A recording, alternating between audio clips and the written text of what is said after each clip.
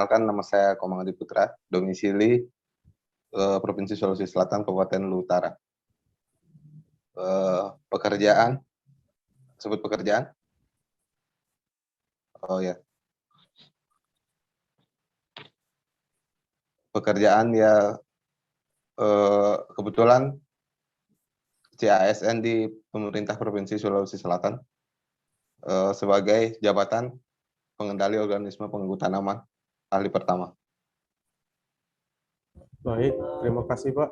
Untuk selanjutnya Bu Yunita Fitri, silakan untuk memperkenalkan diri. Ya, Assalamualaikum warahmatullahi wabarakatuh. Saya Fitri Yunita.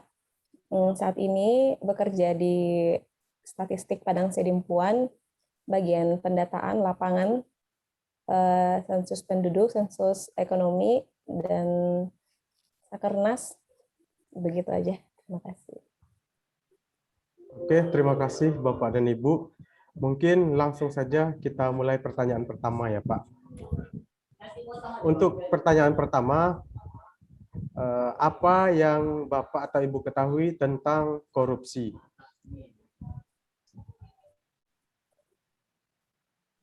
Silakan dijawab Pak Adi dulu.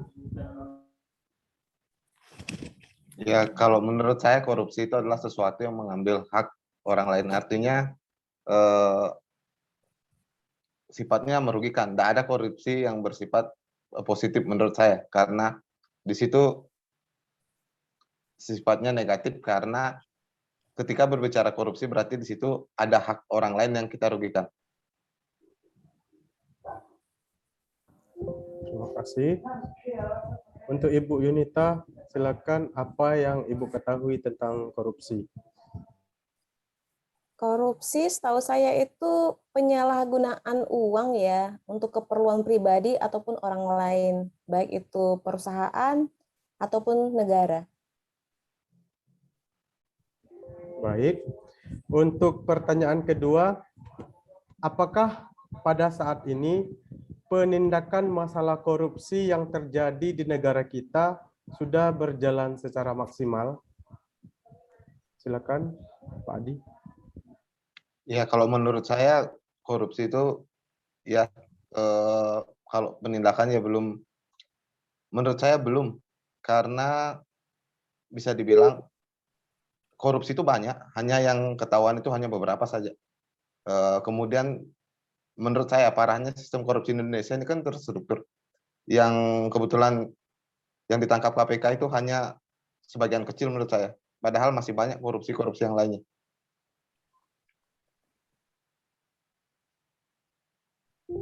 Baik Pak, terima kasih untuk Bu Yunita. Menurut Ibu, apakah penindakan masalah korupsi yang terjadi di negara kita saat ini sudahkah berjalan secara maksimal atau belum? Kalau menurut saya sih sudah berjalan baik, tapi belum semaksimal mungkin. Karena kita lihat di dalam kehidupan sehari-hari masih terdapat beberapa praktek korupsi. Bahkan yang banyak menyalahgunakan itu adalah pihak dari negaranya, ASN-nya. Seperti itu sih. Terima kasih. Oke, baik ya. Untuk pertanyaan ketiga, apa upaya yang dilakukan untuk meningkatkan kesadaran masyarakat akan bahaya dari tindakan korupsi? Silakan, Bapak Adi. Kalau menurut saya sebenarnya kita korupsi itu bisa selesai jika kita semua sadar bahwa korupsi itu merugikan. Artinya baik secara agama korupsi itu dilarang. Cuman kadang ketika orang bisa dikatakan melihat uang, mereka lupa bahwa mereka punya Tuhan. Kadang sebagian dari kita pelaku korupsi mungkin saja menganggap bahwa uang itu adalah Tuhan. Mungkin kalau korupsi mau dibuatkan undang-undang semacam apapun, sekeras apapun hukumannya, kalau tidak didasari oleh keinginan diri sendiri, saya rasa korupsi tidak akan pernah selesai. Artinya kita bercontoh sekarang, negara yang paling banyak melahirkan ahli filosofi itu adalah Yunani. Saat ini Yunani ini negara yang paling tinggi korupsinya. Padahal bisa dibilang di sana negaranya sumber orang-orang pintar. Bahwa semakin pintar orang berarti korupsinya malah semakin jadi. Mungkin korupsi itu tidak bisa dicegah. Menurut saya korupsi itu tidak bisa diselesaikan dengan masalah kepintaran, tapi kesadaran diri sendiri. Oke, terima kasih Pak. Untuk Ibu, bagaimana tanggapan Ibu tentang upaya yang dilakukan untuk meningkatkan kesadaran masyarakat akan bahaya korupsi? Kalau upaya terhadap yang harus dilakukan masyarakatnya itu sebenarnya lebih mengetahui dulu ya itu korupsi apa, bahayanya korupsi itu apa, yang dirugikan tuh siapa gitu kan. Ujung-ujungnya juga masyarakat juga yang jadi korbannya. Jadi upaya yang menurut saya terbaik dilakukan itu yang melakukan korupsi dan yang membiarkan korupsi terjadi. Contohnya apa ya? Istilahnya kalau disogok sama yang menyogok itu harus dapat sanksi hukum yang sama. Jadi sama-sama sadar kalau itu berbahaya. Tentu dia nggak akan mau kena juga kan kalau memberikan, dan dia juga nggak mau menerima kalau ada sanksi. Sama-sama kesadaran dan sadar hukum. Oke, baik Bu. Untuk pertanyaan terakhir, apa tanggapan Bapak atau Ibu tentang banyaknya kasus korupsi yang terjadi di lingkungan aparatur sipil negara dan pejabat negara?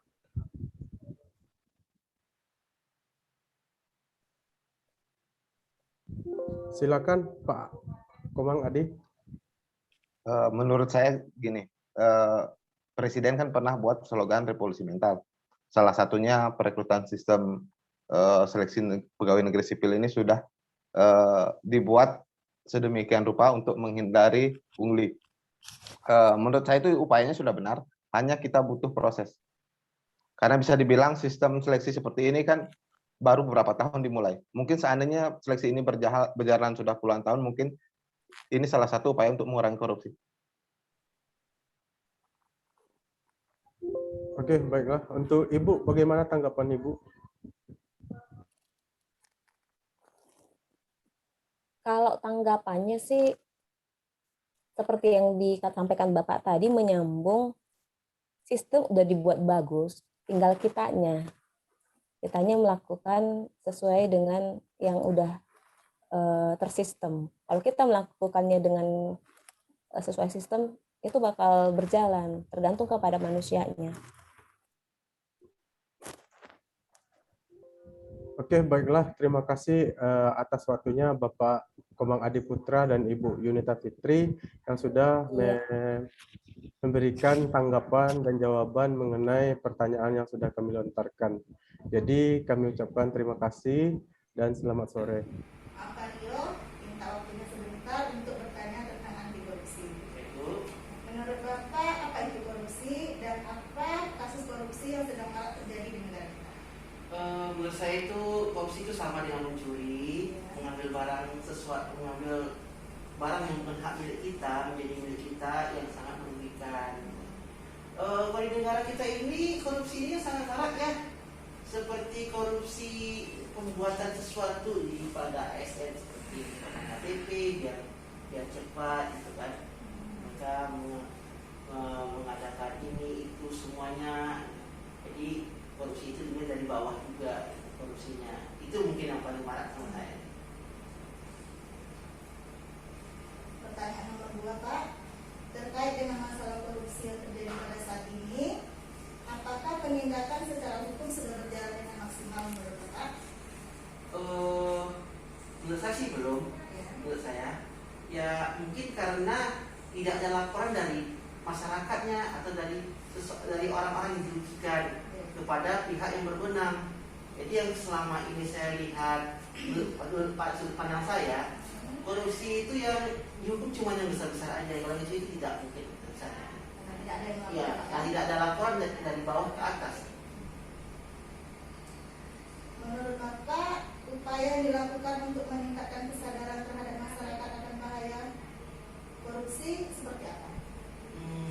Mungkin sosialisasi kepada masyarakatnya mungkin. Jadi ada sosialisasi dari pemerintah atau aparat setempat kepada masyarakat tentang ini korupsi itu seperti apa, terus apa saja yang diambil dari itu, dari masyarakatnya atau dari yang dirugikan, terus melapornya kemana gitu. Mungkin itu menurut saya. Bagaimana harapan Bapak ke depannya dengan banyaknya kasus korupsi yang menjamur di negara kita pada saat ini, terutama di ruang lingkup ASN? Menurut saya itu harus dilakukan pengawasan yang ketat terhadap ASN-nya.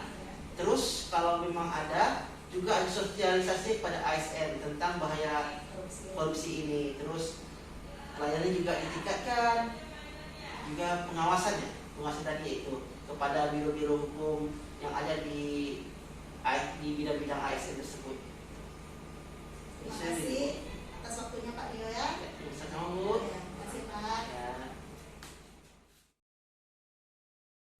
Korupsi merupakan sebagai tindakan setiap orang dengan tujuan menguntungkan diri sendiri atau orang lain atau suatu korporasi. Sedangkan nilai dasar anti korupsi adalah sikap dan perilaku seseorang untuk tidak mendukung adanya upaya untuk merugikan keuangan negara dan perekonomian negara. Dengan kata lain, anti korupsi merupakan sikap menentang terhadap adanya korupsi di Indonesia. Terima kasih. Korupsi mengkhianati kepercayaan rakyat. Korupsi adalah kejahatan luar biasa yang harus dilawan dengan cara-cara yang luar biasa. Mari kita sama-sama lawan korupsi, karena korupsi adalah musuh kita semua. Hilangkan korupsi dari pribadimu untuk selamatkan negeri ini. Ayo, lawan korupsi. Tindakan korupsi harus dijauhi bagi seorang ASN karena mengakibatkan dampak buruk bagi ASN itu sendiri, keluarga, dan instansi. Seorang ASN harus menerapkan nilai-nilai anti korupsi, di antaranya jujur, peduli, mandiri, disiplin, tanggung jawab, dan sederhana.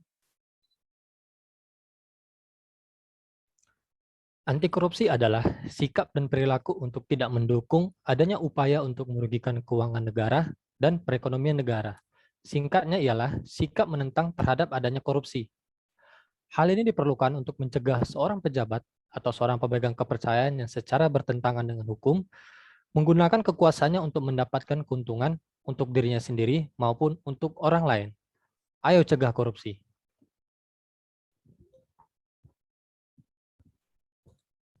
ASN wajib menghindarkan diri dari berbagai bentuk sikap koruptif dan tindakan korupsi seperti tindakan yang merugikan negara, suap-menyuap, pemerasan, fraud, benturan kepentingan, atau gratifikasi.